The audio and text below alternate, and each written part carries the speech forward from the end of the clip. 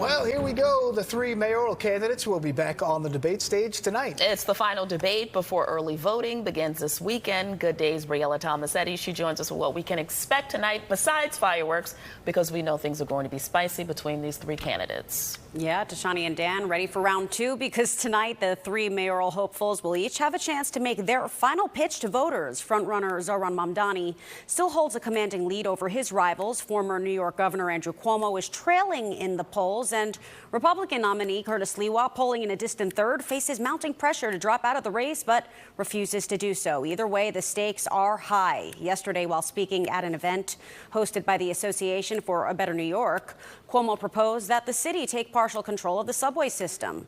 The former governor argued that the move would fast-track repairs and upgrades. During a separate radio interview, Cuomo made the same argument he has for months now. If Sliwa ends his bid for mayor, he'll have a fair chance at beating Mamdani. He even said that he would be open to offering Sliwa a position in his administration in exchange for dropping out.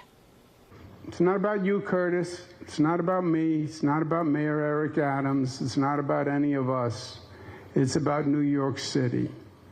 That's why we're here. Curtis will not be mayor of New York.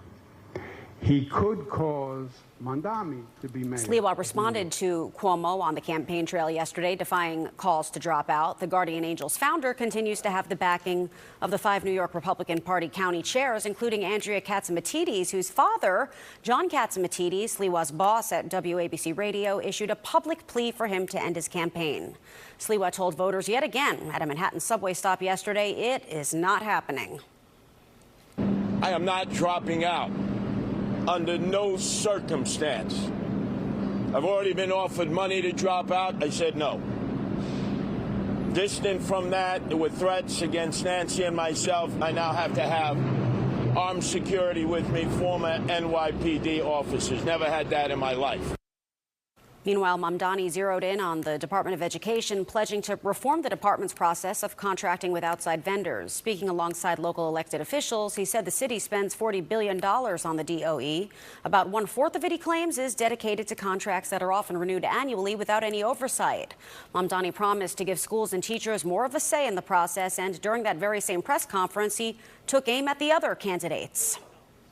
While my opponents are focused on speaking about each other and which one of them should drop out, my focus will be on New Yorkers themselves and the concerns I've heard from them that keep them up at night. Besides from hearing from all three candidates, President Trump also weighed in on the mayoral race yesterday, casting doubt about Cuomo's prospects for securing the job, saying it appears that Mamdani will win the whole thing.